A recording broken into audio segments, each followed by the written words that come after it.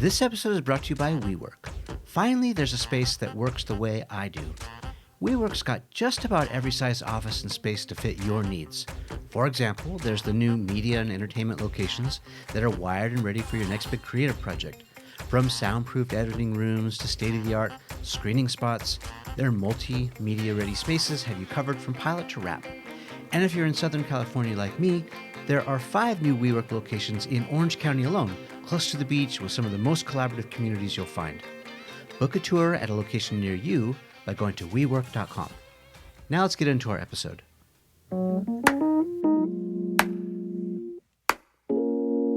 Okay, so when we shoot this in the studio, we have multiple takes and we can do things over. We may do that if we make a mistake, but basically we're going to run this through. And then after our interview, we're going to open it up to you guys for a question and answer, and then you'll have the opportunity to ask your most intriguing or difficult business question, whatever's on your mind. And it doesn't have to be related to the book either. I mean, Rohit is a wealth of knowledge. He can probably tell you his, what is that called, your pedigree.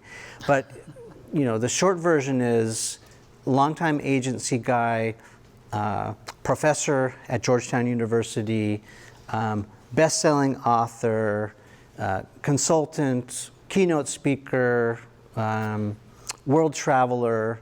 I mean, the list goes on. So I would say, Dad, yeah, I'm a dad too. I would say do your worst. Like, bring it on. Like, bring it. And if I'm pretty upfront. So yeah. I mean, ask me whatever you like, yeah, and so, you'll get a straight answer. I would say almost anything is in bounds. We'll see. If he doesn't want to answer it, I won't hold him to it. But I'm pretty good. We'll be good. I'm not worried. So here's what we're going to do: a cold open first. So look right in that camera and do your cold open, which is how you introduce yourself. If I were doing it, I'd look in this camera and I'd say, "Hi, I'm Brian Elliott. I'm a writer, director, producer, and host of the show, and you're watching Behind the Brand with Brian Elliott." Hi, my name is Rohit Bhargava. I'm the author of Non-Obvious Megatrends, a book about how to see the world differently, and you're watching Behind the Brand with Brian Elliott. Hey, I'm Brian Elliott. Welcome to another edition of Behind the Brand. Today we're here live in front of a studio audience. Applause, please. Talking with best-selling author Rohit Bhargava. Rohit, I usually ask my guests, how'd you get this job? Well, this one's easy because I made the job in this case because I finally became an entrepreneur about 4 years ago. Let's go back in the chronology, as far back as you want to go, but this has been a journey to get to this point where maybe you've got enough experience, you're qualified, you've got some more wisdom, but take us back to this journey, how it started, maybe back to the agency days, and kind of bring us in a little bit of a chronology up to speed. Yeah, for me, my journey really started when I chose to move to Australia right after graduating without knowing anyone or having a job, and having to figure out what I was going to do then. And I landed in an ad agency, Leo Burnett in Sydney, for the first time. And I found that I really loved it because it put together my joy of storytelling and marketing with my love of writing, and these were all things that I enjoyed doing. And so I landed in the agency world. And what I loved the most about it was that I got to work on something different every day. I had different clients in different industries. I remember we did like box designs for Fruit Loops, and then I worked on Subaru, and this was all in the same day. And I thought, this is so exciting, like this is so cool. And so I stayed in the agency world, and when I eventually moved back to the US from Australia, I got a job at Ogilvy. And I stayed there for another 8 years, and I helped lead a digital team and helped start all sorts of different things. And again, it was in the agency world. And so give us some context of the time. What was the Ogilvy year? I got to Ogilvy in 2004. Okay. Yes. So internet is just kind of emerging. Yeah, internet was emerging. Blogs were starting to become a thing. There was no YouTube yet. No YouTube, no Facebook, no Twitter, no Instagram. And yet we started a social media group. And so social media at that time was, let's get bloggers to write about us. Like that's what social media was. And so that was what our group tried to do. And in that moment, I made a pretty fateful, what would turn out to be a fateful decision for me in my career, which is I looked at our charge, which is let's get bloggers to write about us. And I thought, well, I can't really do that if I don't understand blogging, so I should probably start a blog. And so in 2004, I started my blog, and that really took off. So 4 years later, the audience of my blog helped me get my first book deal with McGraw-Hill. It really kind of launched my whole career, choosing to write that blog. What was your first book? It was called Personality Not Included, and it was all about how brands need to have personality, how we love companies that have personality, and how to bring it back. And I would say here, 2020, that concept still holds up. Yeah, totally. I mean, we use a lot of buzzwords for it, right? Authenticity, transparency. I mean, but ultimately, I think what it comes down to is there some sort of like person behind this company? And do we feel that person? And therefore, can we be related to this company? Do we like it? Can we take a little sidestep about, we just had, the Super Bowl and all these ads. Do you watch the ads? Of course, yeah. So what ads stood out to you as, being human, having a personality? Were there any standouts for you? Yeah, there were. I mean, I think this particular year, I always write about strategy. I don't really write about kind of feel-good entertainment value. And so a lot of the ads that are like high on the USA Today meter of like, oh, that was such a cute dog. But I look at that and I'm like, but you forgot who put the dog there, so that's probably not a great marketing strategy. The ads that I generally love are the ones that introduce something that most people haven't heard of. And so they build huge awareness. So for example, in this last ad go around, Dashlane, I thought was a huge winner because there's a ton of people who've never heard of Dashlane, but who've all struggled with like that password question that we can never remember. Yep. And just having a small percentage of people say, oh, I do have that problem, and I've now heard of Dashlane, is a huge win. And so I tend to like those types of ads from a strategy point of view because they're using the biggest awareness platform for a mass audience to say, hey, we exist. And Coke doesn't need to remind you they exist. We already know Coke exists. Excellent. Okay, so from Ogilvy then, your first book then? Then I wrote my second one in 2012, still at Ogilvy. And a lot of people ask me, like, how'd you get them to let you write that book, and how'd you do it while you had a full-time job? And the answer to that is pretty simple mathematically. I convinced them to give me a day off a week. And anybody who works a full-time job knows you don't work 40 hours a week when you're full-time, especially not in an agency. You work 70 or more. But as soon as you go 4 days a week, you now work exactly 32 hours. So your job load goes from 70 hours a week to 32 hours a week. So even though you cut 1 day out of your schedule, you're technically kind of cut half of your work, which gives you a lot of extra time. And so that was one of the ways that I ended up doing that. So 2012, I wrote my second book, again with a big publisher. And that title was? That was Likeonomics. Likeonomics, okay. And that was a book all about why we choose to do business with people that we like. Yeah. Okay. Does that get us to non-obvious yet? Yeah, there was a almost like that cousin that everyone wants to forget about. There was a cousin book in there that everyone kind of forgot about, which I co-authored with a really smart guy, and it was all about healthcare trends. It was called ePatient 2015, which didn't end up being a very smart idea to put 2015 in the title of that particular book when it came out, because we launched it in 2013. And 2 years later, it was already 2015, and then it was old. Right. But that was my in-between book. Planned obsolescence. Yes, sort of. So then I went in a totally different direction with my fourth book, which I called Always Eat Left-Handed, which was a career advice book for 20-somethings and college students on how to succeed in the world. And the title came from me being at networking events and realizing that if I started eating left-handed, my right hand was free to shake hands with people, and therefore I became more approachable. Like mentally, I became more approachable. I started talking to more people. I would invite people in, and I would just have better connections. And so I thought, well, if I could do this one little thing, even without being left-handed, because I'm not left-handed, then what other small things could I do, or what could anybody do to just supercharge their success? Yeah. So the book has 15 of those things in it. Yeah, I think I got that for my teenage son. Yeah, it did really well in colleges and universities, and just people really. I mean, that one still does well. It's crazy, and it's probably 7, 8 years old now. I mean, yeah, it's because that was 2014, I think that one came out. Then we get to non-obvious. So, for everyone who maybe can't appreciate the process, I mean, you can imagine maybe what writing a book entails. You've heard these stories of, well, there are stories of people who write a book in a few weeks, those savants, or maybe it's, it comes to you and it happens. but most of the time I hear the stories about how difficult it is. Talk about the information gathering process, because I think this is what's so interesting and so unique about how you do it. Because I don't know of anyone else who does it like this.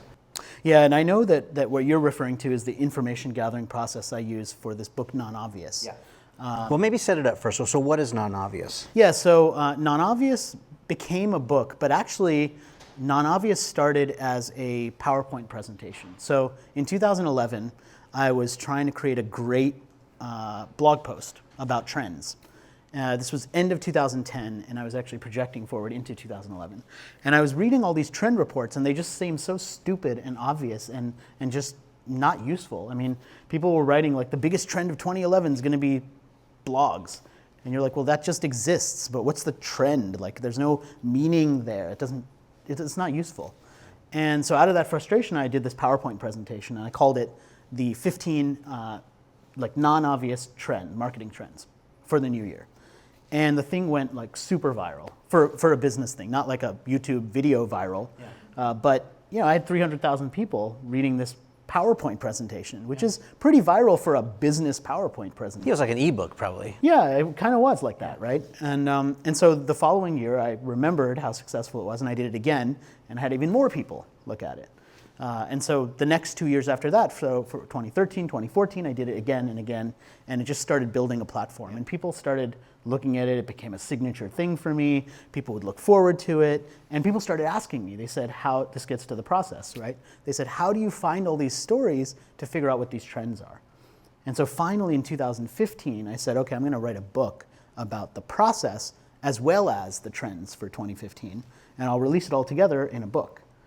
And so that was the first year this turned into a book. That year it hit the Wall Street Journal bestseller list. Not coincidentally, that was around the same time I left Ogilvy and started my own thing. So that's kind of where that platform took off. Did you kind of have an idea that it would become a series year after year? I'd sort of made my own bed at that point, yeah. I think, because I'd been doing this PowerPoint presentation every year, and doing a new PowerPoint presentation every year isn't as much work. But rewriting a book every year is a lot of work, and I don't think I appreciated the amount of work I was committing myself to when I said in my head, oh, you know what, I'm going to republish this book every year. But maybe to my not benefit, maybe to my detriment, I had started a publishing company to publish this book because I wanted to do it on my own. I didn't want to work with the big publishers anymore.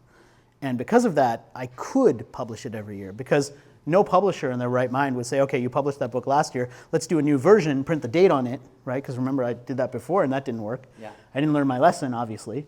And so I did that again in 2016. And at that point, it kind of became, okay, now you got to do this every year. And so every year there would be a new paperback version of this book. It would have the date on the book, and we'd have a year window to sell the book.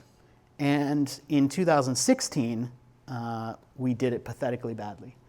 And so if anybody wants Non-Obvious 2016, I'm pretty sure we have like 6,000 or 7,000 copies still sitting around that we have nothing to do with. I mean, what do we do? But we got better at that. So it was a launch problem, not a content problem. Yeah, it was all sorts of problems. My mind's moving a little bit. I want to, for those people who are watching, it's subtle, so I don't want you to miss it.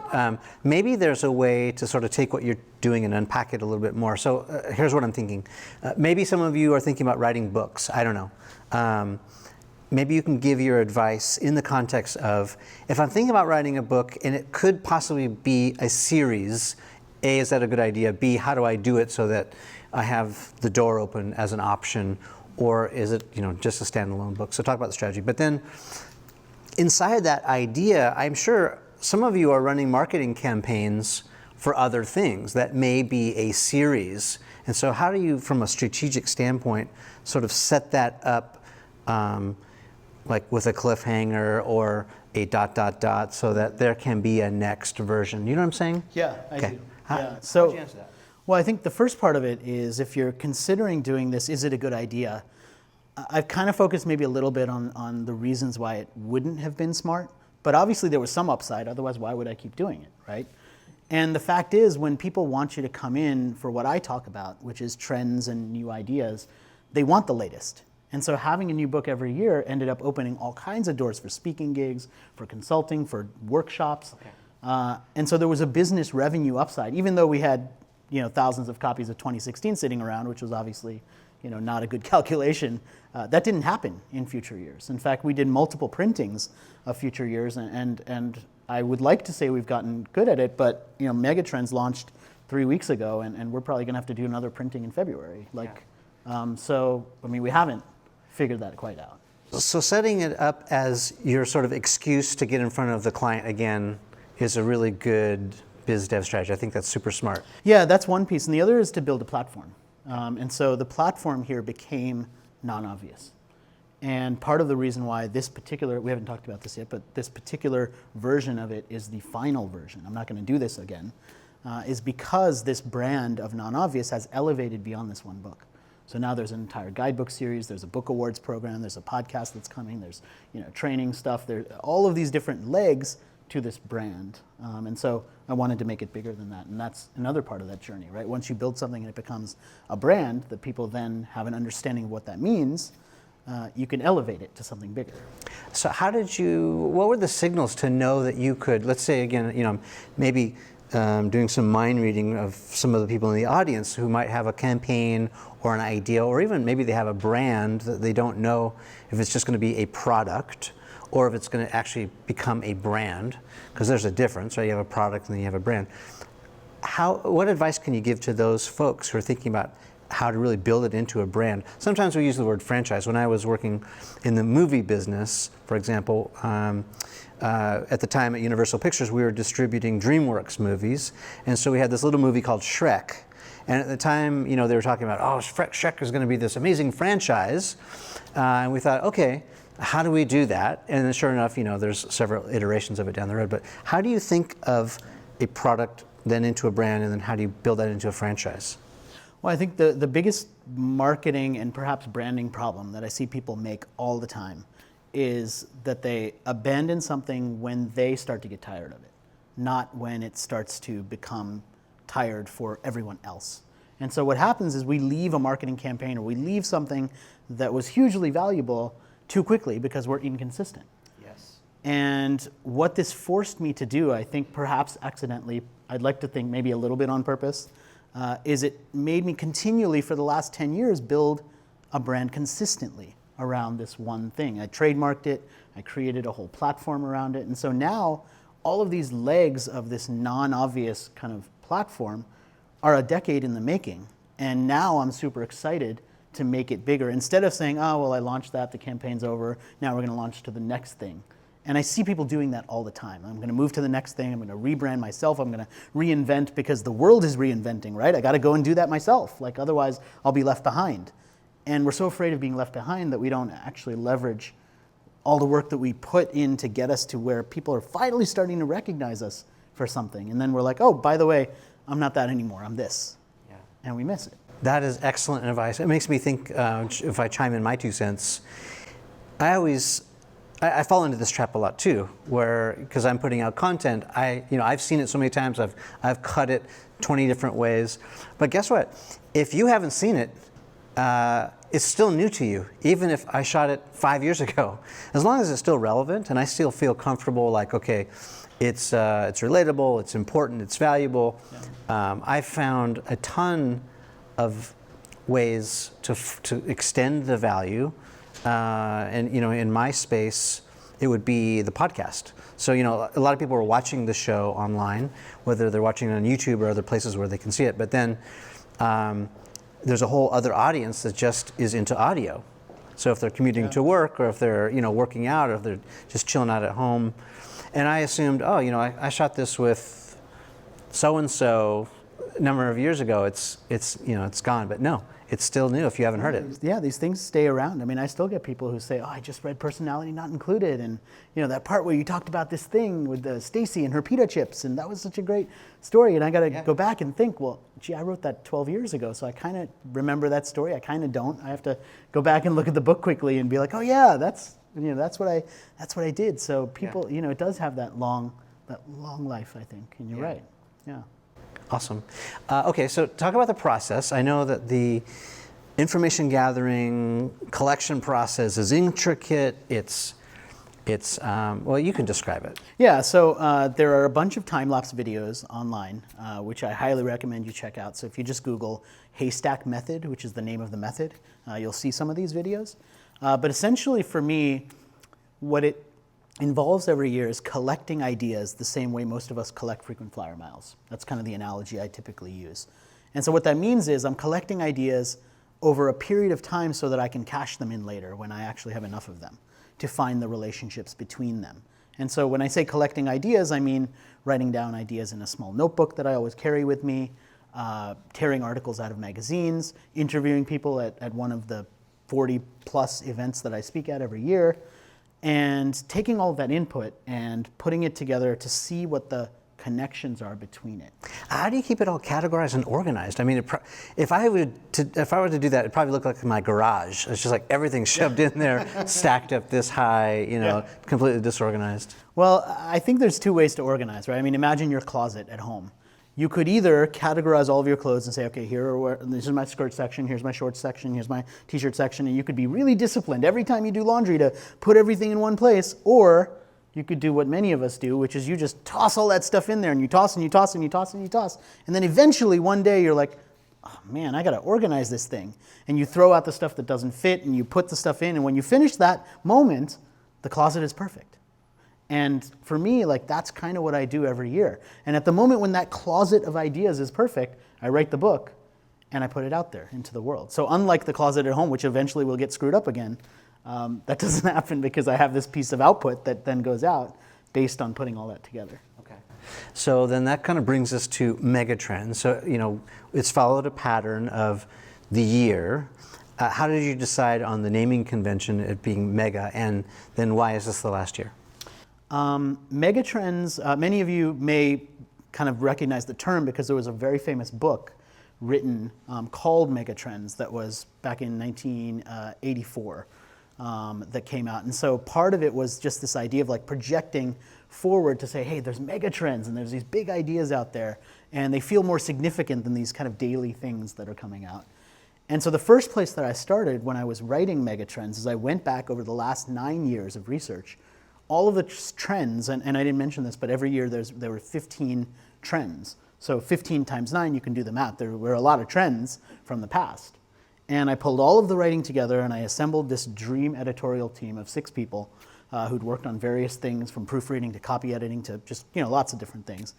And we started pulling everything together, and the starting point had, I think, close to 350,000 words of stuff.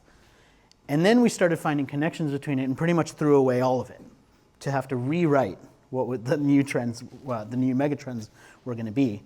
But under each one of the megatrends, what people will find in the book is that each one of the megatrends has components, elements of past trends that kind of ladder up to the megatrend. So some megatrends have 8 of the past trends that now relate to this one megatrend. Some of them have 6, some of them have 12. But the way that we put this together was really based on this progression so that I could genuinely say these megatrends are based on 10 years of research, because they really are. Yeah. Okay, fascinating. So probably everyone wants to know what I'm thinking, which is, let's break down some of the megatrends. Yeah. I also want to hear what you've been wrong about, because that's interesting to me. You make a prediction. I mean, you're not Nostradamus, right? You're doing your best. You're looking at trends. But I want to hear about some of the things that didn't come to fruition, and maybe some of the hybrids of that. Like, it sort of did, but it ended up being this. Mm-hmm. Any key stories stand out to you? Yeah, there's lots. I mean, I think one of the jokes that people tell about futurists is if you ask a futurist about their predictions and you say, were they right or were they wrong, most futurists will only answer in one of 2 ways. They'll either say, yes, I was right, or not yet, I was before my time, which is kind of cheating, right? Because what you're not saying is, yeah, I was wrong, like I wasn't exactly right. Yeah. And I chose not to do that. And I chose not to do it very visibly. And what I mean by that is at the end of megatrends, as there has been at the end of every one of the previously published versions of this book, there's an appendix with a letter grade assigned to every one of the past trends based on feedback as to whether it actually came true and whether it continued to be relevant or not. So you could go back at the end of this book and read about 100 past trends, each graded based on the feedback from all of these different workshops and audiences and just stories out there as to what came true and what didn't. And so I want to answer your question directly, which is what did I get wrong, right? So in the first couple of years, the focus of the report tended to be on marketing and social media as opposed to more cultural and like just how we behave, which is what it eventually became. So in those first several years, and actually later on as well, there was a theme for what went, when the trend didn't pan out, there was always a theme for it. And the theme was that it was too narrow-minded. So there was one trend in particular that I wrote about, which I thought was so clever. And it was all about how all of these brands were focused on short-form video. You remember that time, I'm sure, because people were probably asking you, hey, can we get a 6-second video? Like, can you make it, can you tell us a film? It was so funny. They were calling it a 6-second film. You remember that? It wasn't even a 6-second video. It was like a 6-second film, like as if you could tell a whole film arc in 6 seconds. Well, I remember this whole argument of the golden time being somewhere under 3 minutes, where if you made anything over 3 minutes, you were toast. It was irrelevant. No one's going to watch it. And then Game of Thrones came along. Well, and then, but other platforms did come along, like Vine, which is 6-second videos, and then eventually, we played and experimented with short form and long form. We're still playing with it, actually. But so I'm curious to hear. Yeah. So so all of those signs were pointing to there's a new era of video happening, and I had the most beautiful name for it. And I spent a lot of time with naming. I'm a branding guy. Much to my wife's chagrin, when we had our kids and we were thinking of names for our kids, I would always call it a branding session. And she got really frustrated with that. She's like, they're not branding, they're kids. I'm like, but it's kind of the same thing. Sidebar note, though, actually, I just read this fascinating book. So I'm, for anyone who knows, I'm in the production of a documentary film on foster care and adoption, because that's my background. And I was reading this psychology book by Alice Miller, I think, who wrote a book in the 80s. And her theory, part of the psychology theory, is that that names matter, and that oftentimes we choose the profession from which after we're named. So like people with very unique names tended to not do as well because for some reason they didn't fit in or assimilate, and then also they tended to gravitate to the occupation that they are in. So if you just kind of think to yourself right now, does your first or last name start with the kind of work that you do? It's very interesting to think about. That is interesting. Yeah, you can see that with like athletes too sometimes. Yeah, I mean Rohit is sort of close to writing. There's a R sound. Right. Rohit, the writer. And that was sort of You're blowing my psychological mind. Yeah, it's a bit of an alliteration psychological thing. My son's name is Austin. He went into advertising, for example. So I was like, wow, Did he move to Austin? He's in Colorado. No, I know. Think about my name, Brian. What is my show name? Behind the Brand. So it's like, maybe there's something to this. It's We're all interesting. gonna make lists now and think about that. Yeah. I totally anyway, so I got off track. No. So the name for this trend about short form video was something I called pointillist video, like pointillist filmmaking. And I thought that was so clever because, pointillist paintings are all about these dots, and when you look at it from far back, you're like, oh, there's a story here, there's a painting. And that one crashed and burned. Didn't work out. Man, no, because it was micro.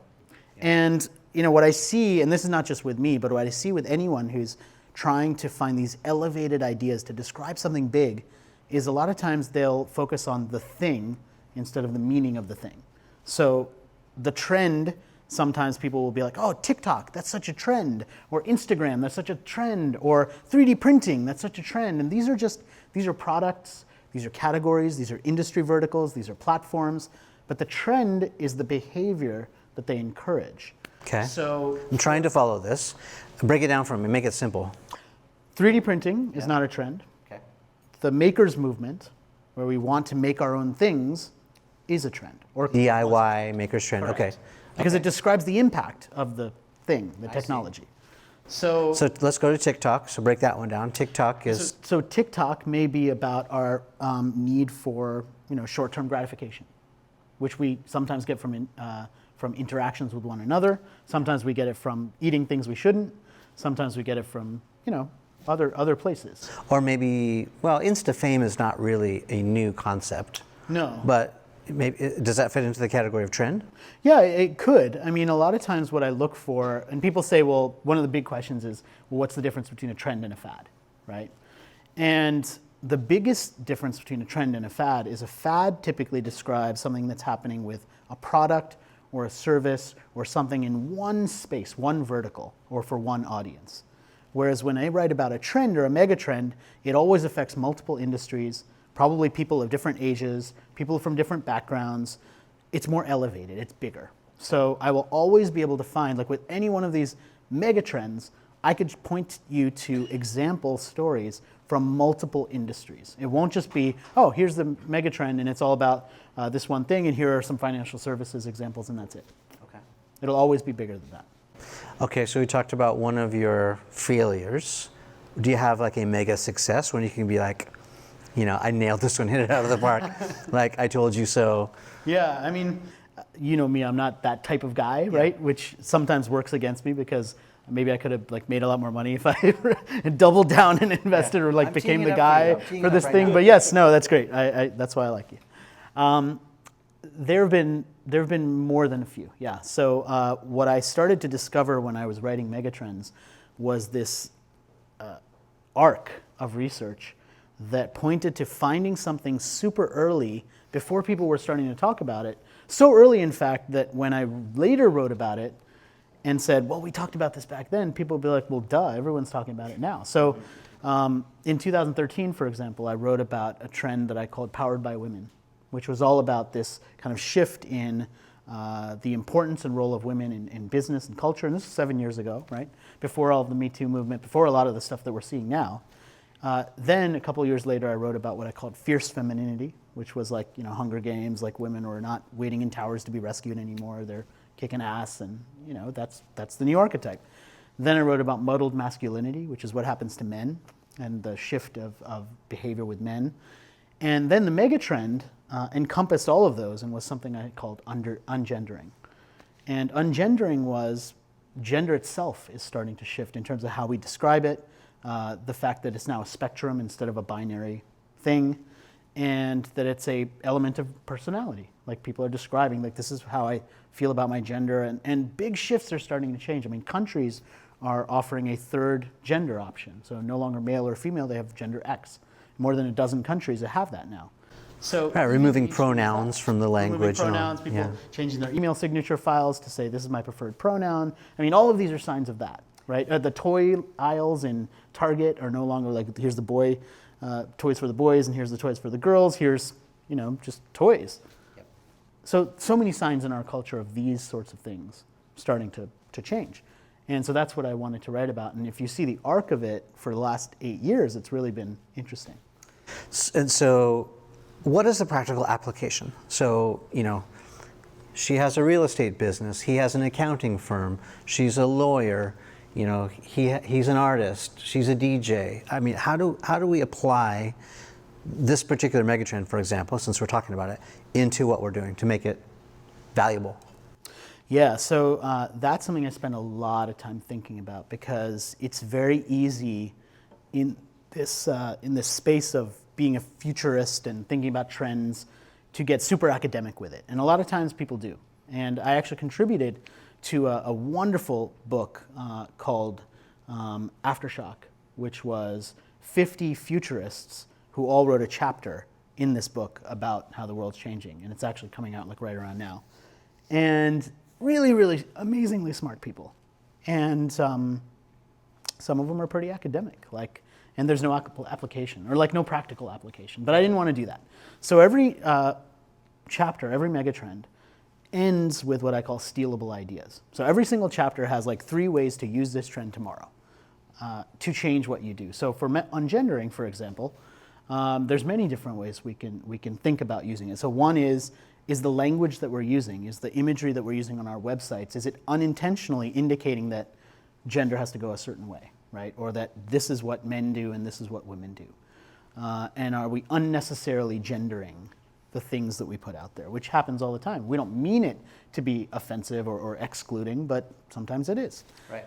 And so one of the first tests is, are we doing that? Are we changing that? Are we making it okay for people to do that, right? That was just one example. Yeah, that's excellent. Okay, I want more. So let's keep going with some more of the megatrends. Okay. So ungendering, that's interesting. Now that you mention it, it's like, oh, well, of course. Yes. Of course we see that happening. What else? Yeah, there's another one that I wrote about called Flux commerce. And this had multiple angles to it, as many of these trends do. And one of the angles of flux commerce was that these lines that used to exist between industries no longer exist. So Capital One is a bank, but they also have a coffee shop. Cheetos opened a hotel. Crayola is making makeup. Red Bull was an energy drink, and now it's a media empire. These are things that used to be in one vertical and are no longer just in that one vertical. And the implication of that for any company is, hey, maybe we need to rethink what vertical we're in, or at least start to cross boundaries, right? Apple opened up a credit card. They were in one vertical, now they're in financial services, right? So these things we're seeing from pioneering brands are really starting to force us to question what industry vertical are we actually in, and do we need these hard lines that we used to have? The flip side of it is the changing of business models. So the sharing economy, the fact that now ownership, especially with younger people, has not been the same thing that it used to be. They don't aspire to own the same things. They're fine with sharing various things, from housing to working spaces to cars. And the business model for how we sell and monetize some of these things is shifting too. So automotive manufacturers are creating subscription models. And then really pioneering things too, like there was a theater in Barcelona, a stand-up comedy theater, that chose to institute a pay-per-laugh model. And the way they did that is they had these iPads on the back of seats where they would track your facial reactions for as often as you laughed, and you'd pay a certain amount up to the ticket price, and they'd guarantee that their show was funny. And then a couple years later, they took that one step further and said, now we're going to invite in a theater full of single people, and we're going to track where you laugh, and then we'll match you up with someone who might be compatible with you based on you guys laughing at the same thing. Which is pretty cool. Wow. That's amazing. I'm full of stories, man. Well, I think we want to hear them. What else you got? Let's see. There's another mega trend that I called instant knowledge. And that was a really interesting one that started with a rather disturbing story as a dad that I read of an 8-year-old who decided he was hungry late at night and took his parents' car and his 6-year-old sister and drove to the McDonald's drive-thru to get a burger. And when he arrived at the drive-thru, the staff there said, well, we must be being pranked.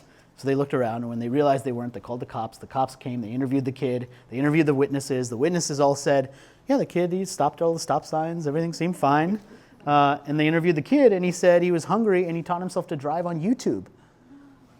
And he took the car, and he went. And this kid, 8 years old, like 10 years from now, is going to have that conversation with his parents about going to college for 4 years. And this kid taught himself how to drive on YouTube in 10 minutes. And that's instant knowledge. And the upside of it is, hey, I can go on YouTube and I can figure out how to fix that leak in my toilet, and I can figure out if I'm 8 years old how to drive, which is really terrifying, but is the case. The downside is knowledge isn't the same thing as wisdom. And when we have all this immediate instant knowledge, what happens to true mastery, like true wisdom, like the time that it takes to become a master? Yeah. And do we lose that? One of my favorite quotes about knowledge and wisdom is, see if I can get it right. The difference between knowledge and wisdom is knowledge is knowing that a tomato is a fruit. Wisdom is knowing that you don't put it in a fruit salad. Yeah, that's about right. Yeah. Oh, and wow, that's amazing. And I think we have to remember that, right? Because it's really easy to say, well, I watched that 2-minute video, so I know everything I need to know about this one thing. I'm now an expert. Yeah, That's not true. And I can see how, if you're a kid driving, or if you are someone like me, trimming a tree up on a ladder at a dangerous height, thinking I'm an expert, maybe that's not a good idea.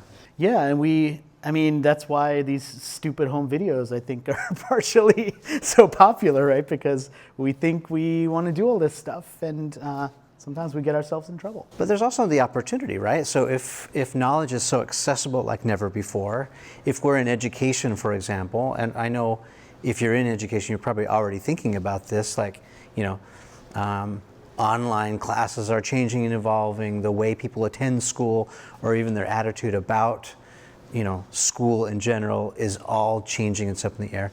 But so taking this megatrend, how can we, maybe let's do a little case study of something. How can we apply it right away to either what we're doing or make adjustments so that we can react to the megatrend?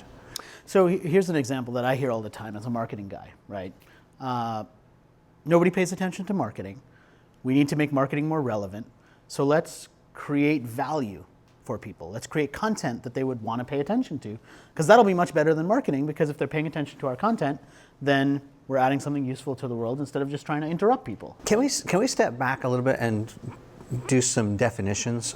So we've been throwing out terms that maybe we assume we're all on the same page, but maybe we're different. So the first one is, let's start with branding. So what is a brand? What is branding? Let's define that. Yeah, so to me, a brand is a reason to believe that something has higher value than something else that might be equivalent. So a brand is what allows you to stand apart, to be unique and differentiated in the consumer's mind. And to me, a brand is your reputation. And even if it is your brand, you don't get to decide your brand per se, because it's the impression, it's the experience that each person who touches your brand has at any given moment. And so if you have 100 customers, you have 100 different brand impressions or interpretations. If you have 1 million, it could be 1 million different experiences. Hopefully there's sort of some continuity, but sometimes not, right? Like Marriott is a brand, but when I go to the Marriott in Denver versus the Marriott in New York City, it's a very different experience. Yeah, and there's, maybe I'm a little cynical being a marketing guy, but there's a lot of ways that marketing people talk about brands that are, sometimes the brand is the reputation, sometimes we talk about like a brand aspiration, as in like, this is what we want our brand to be, even though no one thinks this. Right. And so that's what we hope that they will eventually think, and so we try and make it that. But you're right, it's the space that it occupies in a consumer's mind. So then let's go to marketing. So in my mind, there's marketing and then there's advertising. Is that how you differentiate the two? That's a little bit of a tough one. I mean, advertising is pretty simple. It's paying people to either change their perception of you or to at least pay attention to you or your message. It's paid. Marketing, to me, is the act of telling a story around persuading people, trying to persuade them to think a certain way, to have a certain perspective. And sometimes it's to sell something, right? But you could be marketing a cause also, right? So sometimes it's just trying to get people to change a belief as opposed to buy my thing. So it's a much broader term. Okay. So we've sort of established, what we think, it's in our opinion. Let's go back to the megatrend and now then apply, you talked about, marketing the idea. Can you go back to that story? Yeah, I spend a lot of time talking about trends and laying out why it's a trend. And the arc of that is something that people will either hear these stories and they'll say, oh yeah, I totally buy that. Or, I'm not too sure. Assuming they do buy it, they do buy this idea, the very next thing they want to know is, okay, what do I do with that, right? And sometimes I have like, okay, do this tip, do that tip, do that tip. More often what I will say to them is the best way to use a trend is the same way you would use a spark to start a fire.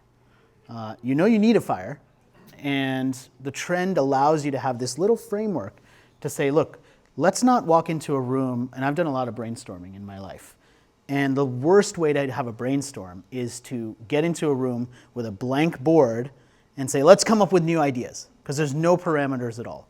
And any designer who's ever done anything will always tell you they would far prefer a tighter brief that has more detail on what somebody's looking for rather than an open-ended creative question, because those are really hard to answer, right? And so a big part of what I try and teach people is these trends are sparks.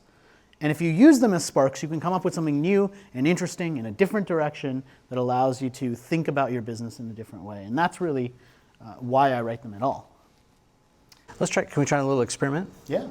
Can I have a volunteer to sort of give me either the industry that they're in or a project that they're working on, and let's see if we can apply one of the mega trends and maybe come up with a little idea here on the spot. How's that sound? Yeah, let's do it. Does someone have a campaign they're working on, a project they're working on, maybe as general as an industry that they're in? Anyone want to throw something out for us to spitball? Sports. I'm really fascinated with voice search, AI, how we shop, how that's going to change down the road with artificial intelligence. So help me, because I'm guessing. So voice search and all that seems very similar to like a platform or a product. Am I wrong? Yeah, but that's okay. I mean, let's riff on that, Okay. right? So when you think about voice search and the impact on people shopping, right? One of the things that is an implication, let's go with, I'm trying to think of which trend we want to choose. Let's choose instant knowledge, right? Okay. So in a world where we expect to learn anything faster, one of the big questions is where do we learn it from? When we ask Alexa or Google a question, whatever the answer is becomes our frame of knowledge, right? And my kids do this all the time. They'll say like, what was where was the battle of whatever year, right? And whatever Google comes back with is like, that must be real. That must be the correct answer.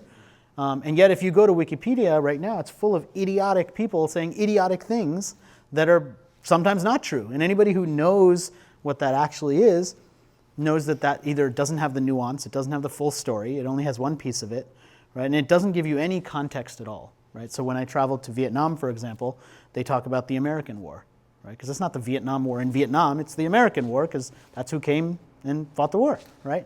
But you wouldn't get any of that context from like this short nugget. And so voice search applied to knowledge means now whatever Alexa said becomes my frame of knowledge, and now I only believe one thing, and I never get the context of having thought about the world differently. So the implication of that then becomes, if you're selling, for example, shoes, and someone asks a question about how do I choose the right size for, so let's go with ski boots, right? Let's say they ask voice search, how do I choose the right size of ski boots? And Alexa comes back and says, ski boots are generally one size smaller than regular shoes. So if you wear a size 10 in a regular shoe, you'll wear a size 9 in a ski boot. Now that's the frame of knowledge that somebody knows already. Now they go online to your store, you own a ski store, and they order a size 9 because they think it's going to fit. Well, maybe they should have ordered a size 10, and now you've got somebody who, based on the wrong information, ordered the wrong size. It's returnable, so now you got to pay for the return, for them to return that shoe to get the correct size, when actually if they'd asked somebody different, they would have said you should have ordered a size 10 in the first place. So now this voice search, this instant knowledge has become a cost for you because the instant knowledge is wrong. And so the question now becomes, how do you get that instant knowledge changed, or can you? Because otherwise people are acting on the wrong information, right? So, I mean, I just kind of made that example up, but it's a real world implication that's going to cost people money based on where this knowledge comes from and whether it's right or wrong. Well, so then as the next step, then he should consider getting in the voice game sooner versus later and being one of the choices so that he can either save the cost of any mistakes or be there before the sale to be one of the choices that the internet dishes out. There's always a high technology way to deal with it and a low technology. So the high technology way would be, get into voice search, figure out what you need to do, maybe overtake that search result. The low technology way would be to go on your own website and put a link there that says, did Amazon tell you to order a size 9? Here's why you shouldn't. Click.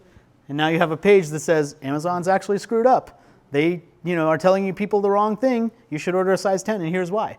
And now that person orders the correct size from your site, and all you had to do was put up a link in a page.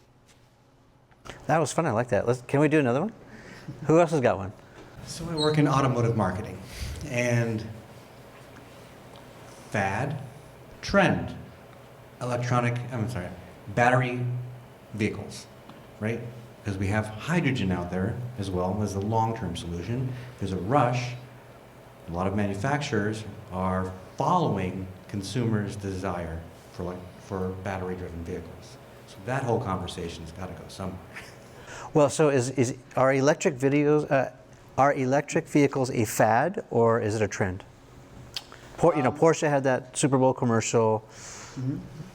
Prius has been doing it for years. Of course, there's Tesla, the market leader.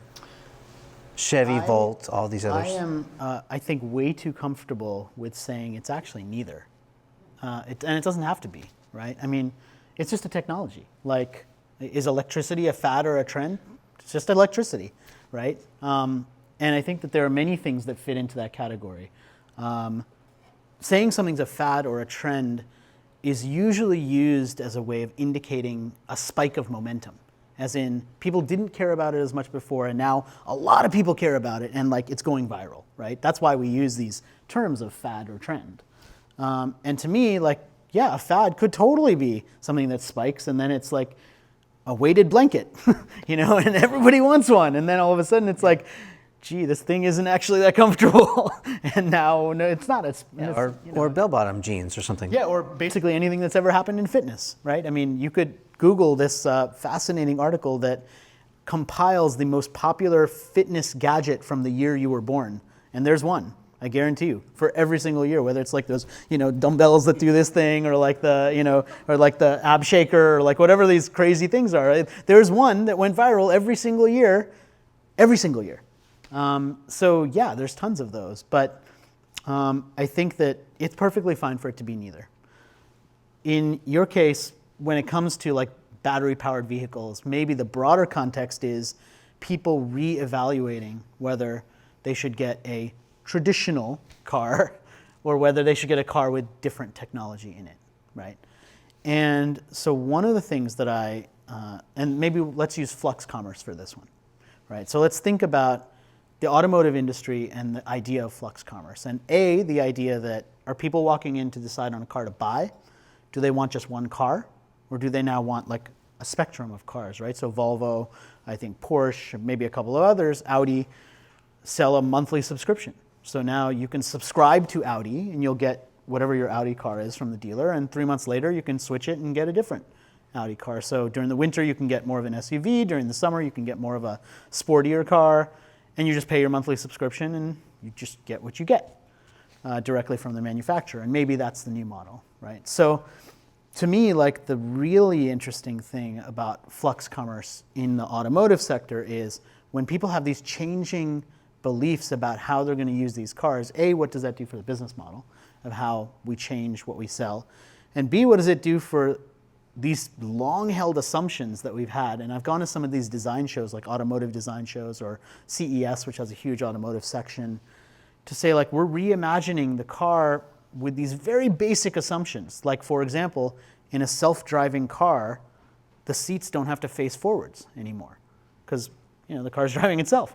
So now you can have swivel seats, which you would never think to put in a car unless you had a self-driving car. And then you're like, yeah, we could turn around and play Monopoly in the back while this car's driving us to wherever it's driving us to, right? So those sorts of things I think are really interesting. So taking a step further, if you're Mike and he's doing the marketing and advertising for his dealer network or for the brand of car that he's selling, so what's the practical application? How can he react to that trend? I think that part of it really does come down to helping people get ahead of what's going to matter for them. Because a lot of times, and I find this in marketing, but really it's more of a business question, it's more of a strategy question, which is when people come in asking for the newest, best thing, why do they do that? One of the reasons they do that, I think, is because they're afraid that the thing they're about to buy is going to be old 2 weeks after they bought it. So it's future-proofing. Future-proofing, yeah. And so if that's someone's fear, it's not about the battery. It's about, is this car that I'm about to buy going to be old a month after I buy it? And knowing that, I think, can help you kind of understand how to deal with it. And so part of what these trends do is I think they get to these human beliefs behind how this world is shifting, right? It really explains, like, why do people think in this way? And what are they thinking about? And what are they afraid of? So that whether it's a marketing conversation or it's a sales conversation or it's just a business strategy conversation, you can look at that and say, what they really care about is this. And therefore, now I can explain something to them a little bit differently, right? Yeah, it's a good exercise. It's about really breaking down what's it for, who's it for, Yeah. right? Yeah, and what's important to them.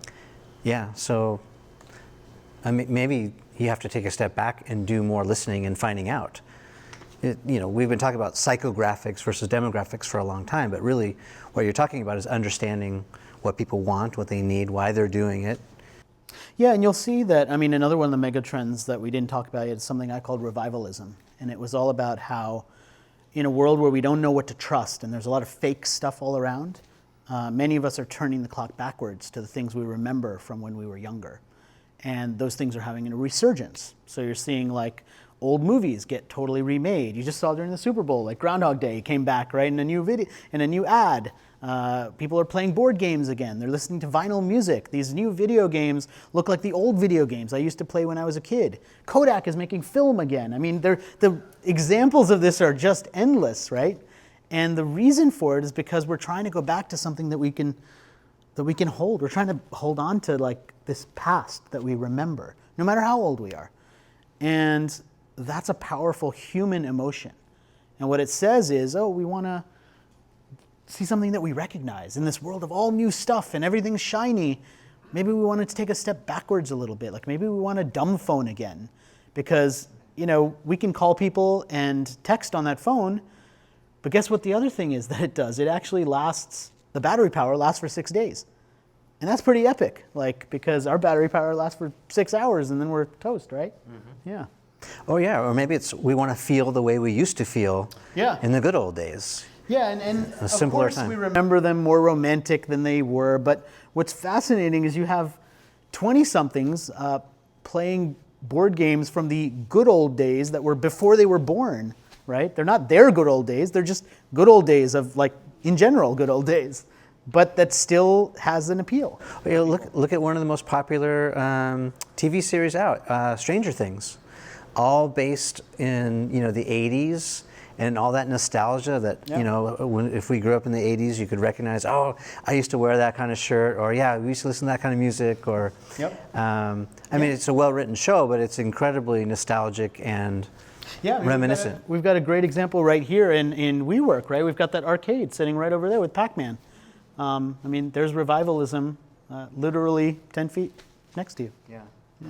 And it's interesting too, because my kids, so many generations between us, but I feel like we have more in common.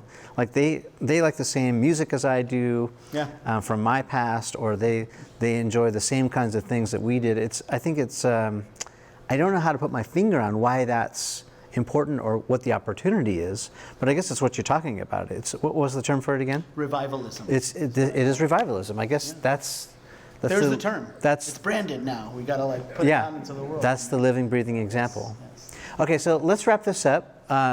Give us distill some of your best advice to marketers. Look right in that camera. Mm-hmm. People who are either starting their own business, they've got their own product or brand they're launching, or they're working for another company and they're really trying to take it to the next level.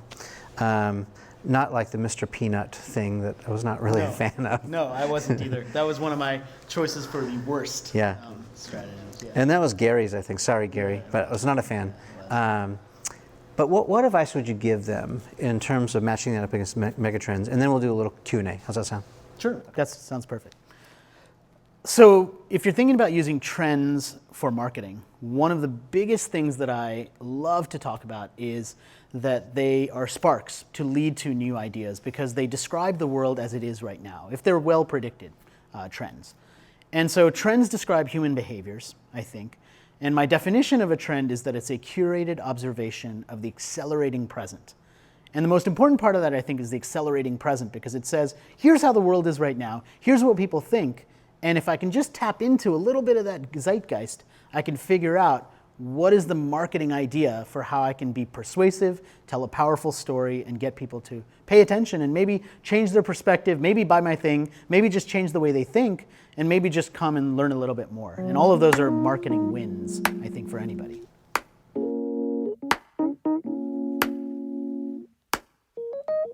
We were just sitting back, chopping it up, reminiscing about the good old days and all that. Tracking my roots, where I came from and where I'm going.